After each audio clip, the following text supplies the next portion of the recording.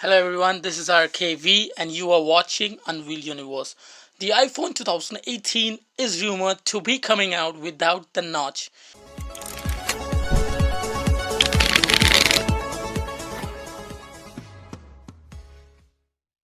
Yes, the controversial feature of the iPhone is getting removed in the upcoming iPhones.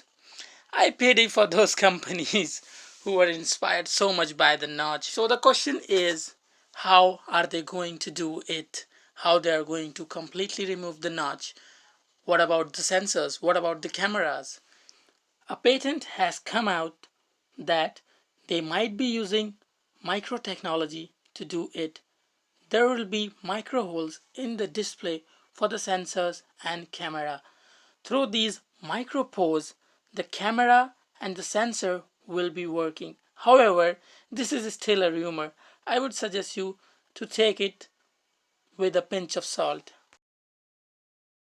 So, what do you think about this future iPhone?